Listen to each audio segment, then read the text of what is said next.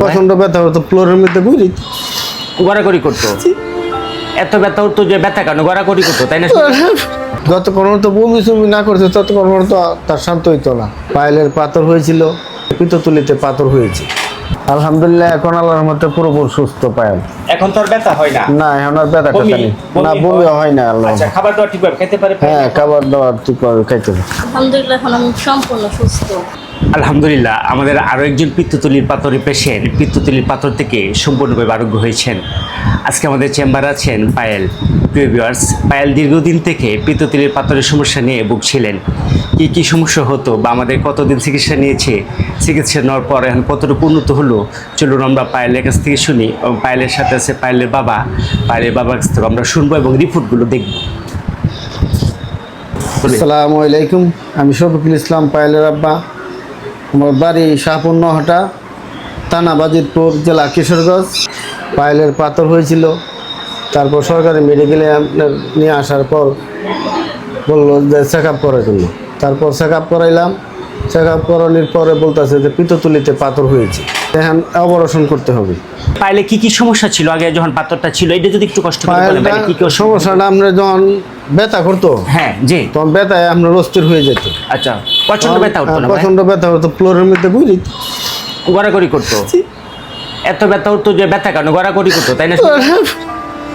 আর তার ব্যথা দেখে তো আপনাদের খুব খারাপ লাগতো, যেহেতু আপনার মা বাবা, আপনার যেহেতু বাবা খারাপ লাগার এই স্বাভাবিক। প্রচন্ড ব্যথা হইতো, তাই না? শহুল ভাই, ব্যথায় কান্নাকাটি হইতো, অস্থির হয়ে পড়তো। অস্থির হয়ে যেত, থাকতো না আমার নিজে। আর বমি করতো খালি। যতক্ষণ তো বমি চুমি না করছে ততক্ষণ তো তার শান্ত হইতো না। বমি করার পর তো অনেক ঘন্টা অনেক পর আপনার আস্তে আস্তে তখন আস্তে আস্তে ব্যথা কমতো। তারপর আমি চিন্তায় পড়ে গেলাম যে এখন কি করা। আমি দিন মজুরি কাজ করি। তারপর খবর পাইলাম বাসমল বাজিতপুর, এখানে 4তলা বিল্ডিংয়ের নিচে উমাহাতি ওষুধ দেয়।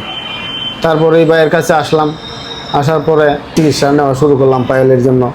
2 মাস খাওয়ানোর পর তারপর একটা টেস্ট করাইলাম বাগলপুরে টেস্ট করানোর পরে বলতেছে যে ছোট একবারে একটা টাইলের সমান হয়ে গেছে আর নরম হয়ে গেছে। তো এখন আশা করা যায় ইনশাল্লাহ ভালো হয়ে যাবে। তারপর আরও চিকিৎসা চালাইলাম। আরও 2-2.5 মাস খাওয়ানোর পর আবার রেনাসার মধ্যে আর একটা পরীক্ষা করাইলাম। পরীক্ষা করানোর পর ইনশাল্লাহ আল্লাহর রহমতে এখন দেখছি যে পাথর নাই। পায়েল প্রথম যখন আমাদের এখানে হোমিও চিকিৎসা নিতে আসেন, তখন উনি বাজিতপুর আলনুমান ডায়াগনস্টিক সেন্টারে গত 26শে ফেব্রুয়ারি 2026 তারিখে আলট্রাসোনোগ্রাম পরীক্ষা করান। রিপোর্টে ওনার পিত্তথলিতে একাধিক পাথর পাওয়া যায়। আমাদের এখানে 2 মাস চিকিৎসা নেওয়ার পর আমরা পুনরায় তাকে গত 2 মে 2026 তারিখে জহিরুল ইসলাম মেডিকেল কলেজ ও হাসপাতালে আলট্রাসোনোগ্রাম টেস্ট করাই। এই রিপোর্টে ওনার পিত্তথলিতে পাথরের আকৃতি আগের চেয়ে অনেকটাই ছোট হয়ে এসেছে। পরবর্তীতে আমরা আবারও পায়েলকে চিকিৎসা শুরু করি। প্রায় 2 থেকে 2.5 মাস চিকিৎসা নেওয়ার পর আমরা সর্বশেষ তাকে বাজিতপুর রেনেসা হেলথ সেন্টারে গত 24শে জুলাই 2026 তারিখে পুনরায় আলট্রাসোনোগ্রাম পরীক্ষা করাই। এই রিপোর্টে পায়েলের পিত্তথলিতে এখন আর পাথর পাওয়া যায়নি। এখন পায়েল পরিপূর্ণ সুস্থ। সেগুলো পায়েল মোটামুটি কয় মাস চিকিৎসা নিছে? 4.5 মাসের মতন। আচ্ছা, 4 থেকে 4.5 মাস।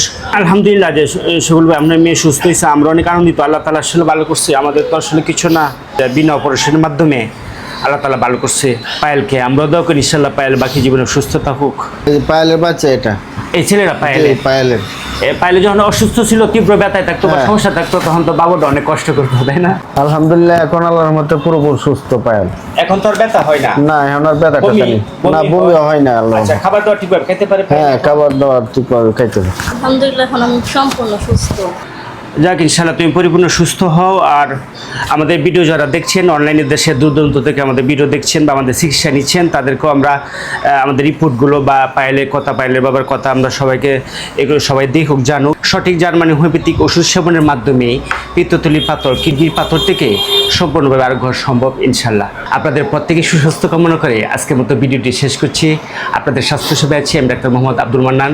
সবাই ভালো থাকবেন, সুস্থ থাকবেন। আল্লাহ হাফেজ।